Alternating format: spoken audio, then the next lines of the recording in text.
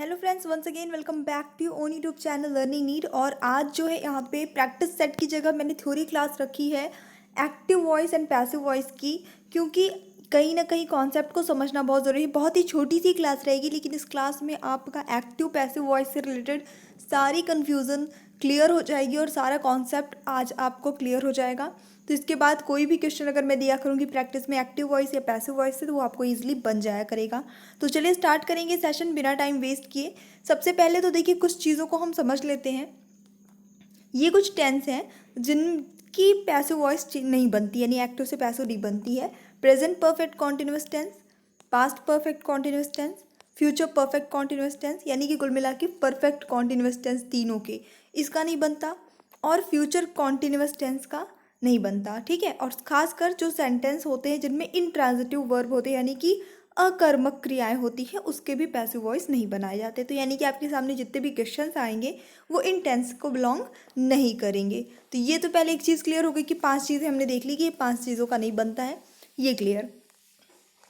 अब आ जाते हैं अब जो बचे हुए टेंस हैं, यानी कि सभी में से तीन तीन टेंस, तीन इसके इसके दो, क्योंकि फ्यूचर कॉन्टिन्यूस भी नहीं बनता, फ्यूचर परफेक्ट कॉन्टिन्यूस भी नहीं बनता। तो यानी कि आपको कितना पढ़ना है, ये 6 और 2 8 तरह के टेंस के स्ट्रक्चर की कैसे चेंज होता है। साथ ही साथ इम्परेटिव सेंटेंस पढ़ना है और मॉडल्स वाले। तो मॉडल्स में आपका पास्ट मॉडल और प्रेजेंट और फ्यूचर मॉडल तीनों होते हैं, तो उसको हम देखेंगे और बहुत ही फास्ट वे में। चलिए सबसे पहले देख लेते हैं कि सिर्फ आपको क्या याद करना है। सिर्फ आपको याद करना है कि चेंज किस में होता है, क्या चीज़ चेंज किस में होती है। यही रटते जाइए, एग्जाम्पल के साथ बताते चलूँगी बस, और आपका काम क्लियर हो जाएगा इसका। देखिए प्रेजेंट सिंपल टेंस, तो टेंस तो आप पढ़ चुके हैं, टेंस के बारे में सब पता है। तो यहाँ पे क्या होता है कि प्रेजेंट सिंपल टेंस का जब आप पैसिव वॉइस बनाते हैं तो वहाँ पे इज एम आर आपको यूज़ करना पड़ता है। एलेक्सिव वर्ब आपको इज एम आर यूज़ करना पड़ता है। ठीक है। बाकी के रूल्स वही हैं, जैसे कि यहाँ पे लिखा है ही राइट्स अ लेटर, वो एक पत्र लिखता है। ठीक है, वह एक पत्र लिखता है। तो ये सेंटेंस जो है वो किस में है, प्रेजेंट सिंपल टेंस में, या सिंपल प्रेजेंट टेंस में, प्रेजेंट इंडेफिनिट टेंस में, कुछ भी कह सकते हैं। तो आपको क्या करना है, रूल वही है। जब पैसिव में बदलते हैं तो आपका यहाँ जो ऑब्जेक्ट होता है वो यहाँ आ जाता है सबसे पहले सब्जेक्ट की जगह पे। उसके बाद आपको एलेक्सरी वर्ब्स का यूज़ करना है इज एम या फिर आर। अब क्योंकि एक लेटर लिखा जा रहा है तो ये अपनी कॉमन सेंस लगानी है। इसका मतलब होता है, एक के लिए यूज़ करते हैं। आर का मतलब होता है हैं, कई सारों के लिए यूज़ करते हैं, बहुवचन के लिए। एम का मतलब होता है हूँ, सिर्फ और सिर्फ आई के लिए यूज़ करते हैं। तो ये अपनी कॉमन सेंस पे है कि किसके साथ क्या लगेगा। तो अ लेटर के साथ क्या लगा दिया, इज लगा दिया। फिर ये एक रूल है कि पैसिव वॉइस में वर्ब की थर्ड फॉर्म ही लगती है और कोई फॉर्म आपको नहीं लगानी है। क्लियर। तो हमने यहाँ पर राइट था तो उसका हमने रिटन कर दिया, क्योंकि राइट का थर्ड फॉर्म है रिटन, राइट रॉट रिटन, है ना। बाय लगाते हैं पैसिव वॉइस में, और उसके बाद जो यहाँ पे सब्जेक्ट होता है उसे उठा के रख देते हैं कहाँ पे, ऑब्जेक्ट की जगह पे। तो ही था तो हिम हो गया, शी होता तो हर हो जाता। तो कुल मिला के आपको क्या याद रखना है कि लगेगा क्या। अगर ये सही याद रहा तो आपका गलत नहीं होगा। जैसे जैसे मैं आपको क्वेश्चंस देती हूँ उनमें कुछ और भी एग्जांपल देखते हैं। जैसे यही निगेटिव में ले लीजिए, he does not write a letter is not written by him, वही चीज़ है, इज़ ही लगाया है हमने और कुछ चेंज नहीं किया है। नॉट ऑलरेडी लगा था। बाकी जो हमारे वॉइस के जनरल रूल चलते हैं वही चल रहे हैं ना। बाय लगा देना, वर्ब की थर्ड फॉर्म लगा देना, सब्जेक्ट को ऑब्जेक्ट की जगह लिख देना, बस वही रूल चलेंगे। देख लीजिए एक इंट्रोगेटिव में भी, does he write a letter, तो बस वही इज हमने पहले लगा दिया, उसको हमने इंट्रोगेटिव में बना दिया। Is a letter written by him, is a letter written by him. कुल मिला के जो हेल्पिंग वर्ब है वही चेंज हो जाती है। ठीक है। तो आपको क्या याद रखना है, सिंपल प्रेजेंट टेंस का सेंटेंस आएगा तो उसमें आपको इज एम आर ही लगाना है, ये चीज़ रट्टा मार लीजिए एकदम से। उसके बाद देख लेते हैं प्रेजेंट प्रोग्रेसिव टेंस, यानी कि जिसको हम कॉन्टिन्यूअस टेंस कहते हैं। अब कॉन्टिन्यूअस टेंस में देखिए क्या होता है कि पहले से ही इज एम आर लगा रहता है। देखिए यहाँ पे पहले से इज लगा है, अब इसको हम किस में चेंज करेंगे, इज तो पहले से है, तो कुछ नहीं करना होता है, हमें लगाना पड़ता है is being, are being, am being, यानी कि जो लगा है वही सही है, बस उसके पहले उसके बाद आपको बीइंग ऐड करना पड़ता है। ठीक है। जैसे she is singing a song, present continuous tense में है, तो ए सॉन्ग आपका यहाँ पे ऑब्जेक्ट था, उठा के रख दिया सब्जेक्ट की जगह पे। इज़ लगा ही है तो हमें इज़ की जगह इज़ बीइंग लगा देना है। सिंगिंग की बात हो रही है तो वर्ब की तो ये रूल है, ये तो आपको दिमाग से कभी उतरना ही नहीं चाहिए। पैसिव वॉइस में वर्ब की थर्ड फॉर्म लिख दिया संग, बाय लगा दिया, ठीक है। और उसके बाद यहाँ पे जो सब्जेक्ट था वो ऑब्जेक्ट की जगह पे लिख दिया। तो जैसे ही का हिम हुआ था, शी का हर होता है। बार बार रिपीट करती हूँ ताकि आपको रटा रहे एकदम से। फिर वही चीज़ है, उसका निगेटिव करना हुआ तो इज़ नॉट बीइंग हो गया। इंट्रोगेटिव करना हुआ तो इज़ अ सॉन्ग बीइंग हो गया। देखिए एक चीज़ और है, जब कभी भी आपकी हेल्पिंग वर्ब दो वर्ड्स की हो, जैसे यहाँ पे इज़ बीइंग जैसे दो वर्ड है, is being, are being, am being, ये सब दो वर्ड हैं, तो कभी भी आपका जब नॉट लगेगा तो इन दोनों के बीच में लगेगा, एक साथ फिर ये यूज़ नहीं होंगे।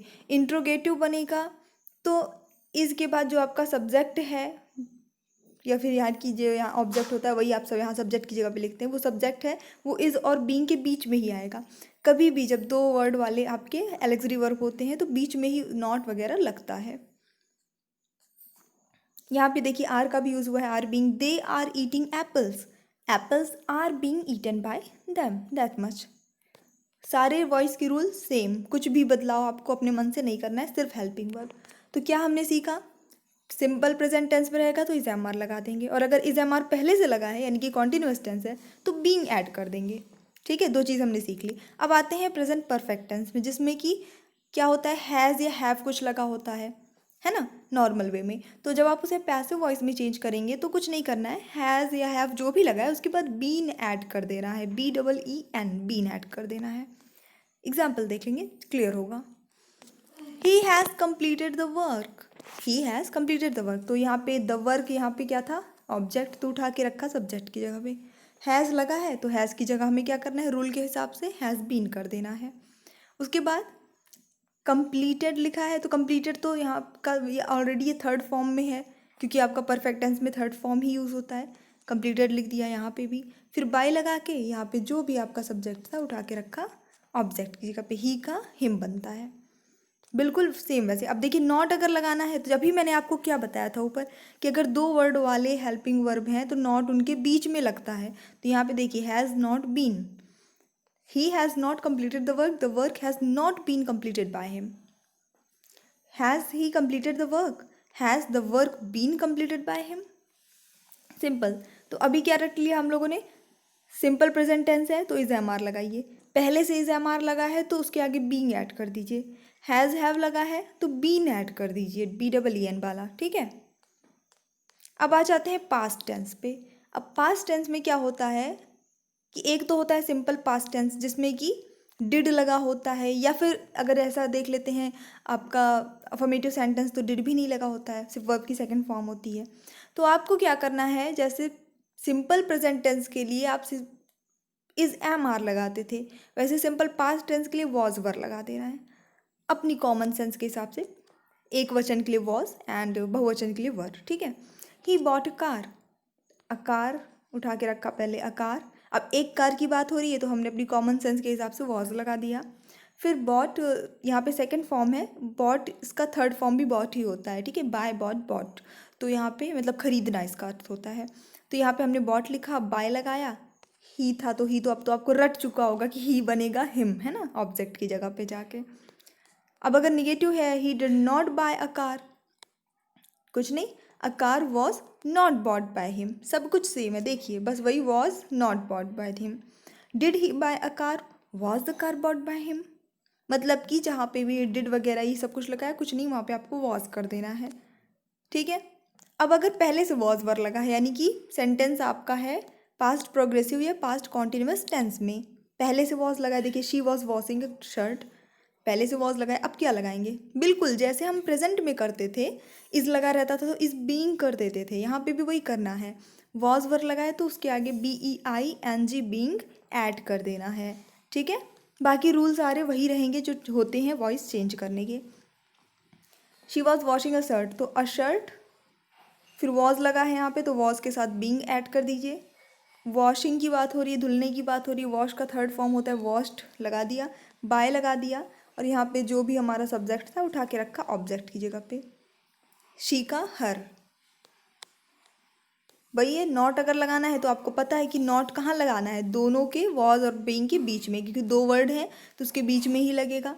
अ shirt was not being washed by her, was she washing a shirt, was a shirt being washed by her. ठीक है, यहाँ पे सब्जेक्ट हमने बीच में रख दिया वॉज और बींग के। तो ये बिल्कुल जैसा हमने प्रेजेंट टेंस का देखा था सिंपल और प्रोग्रेसिव, सेम वैसा ही पास्ट टेंस का भी है same.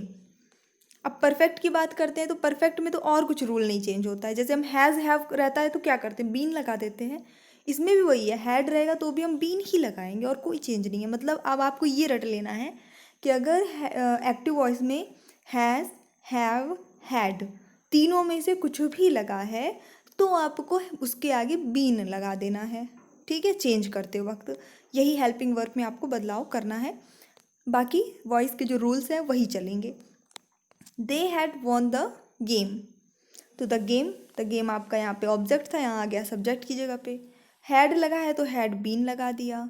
Von already third form, perfect में ऑलरेडी थर्ड फॉर्म लिखा होता है, थर्ड फॉर्म लिख दिया वॉन। बाय लगाया और दे लिखा है हमारा सब्जेक्ट की जगह पे तो आ गया ये ऑब्जेक्ट की जगह पे देम।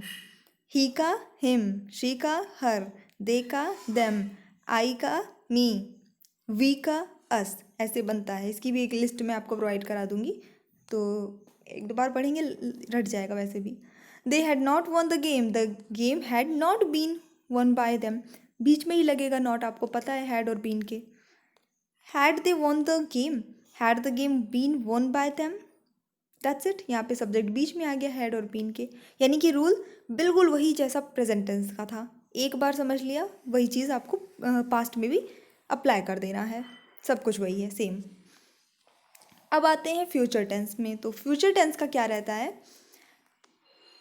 सिंपल अगर फ्यूचर टेंस है तो एक्टिव में सिर्फ विल या शैल लिखा होगा, विल या शैल कुछ ऐसा लगा रहता है। पैसिव में आपको कुछ नहीं करना है, बस उसके आगे बी ऐड कर देना है। हेल्पिंग वर्क की अगर बात करते हैं तो उसके आगे आपको बी ऐड कर देना है। बाकी रूल सेम चलेंगे जो आपके होते हैं पैसिव वॉइस में चेंज करने के। She will write a poem, तो यहाँ पे अ पोयम है ऑब्जेक्ट, यहाँ पे आ गया सब्जेक्ट की जगह पे। विल लिखा है तो विल बी हो गया, ठीक है, अकॉर्डिंग टू रूल। फिर राइट लिखा है तो आपको क्या करना है, वर्ब की थर्ड फॉर्म ही यूज़ करनी है, पैसिव वॉइस में ये चीज़ रटी हुई चीज़ है। फिर बाय लगा देना है। उसके बाद यहाँ पे जो सब्जेक्ट था वो यहाँ आ गया ऑब्जेक्ट की जगह पे, तो शी है तो हर हो गया।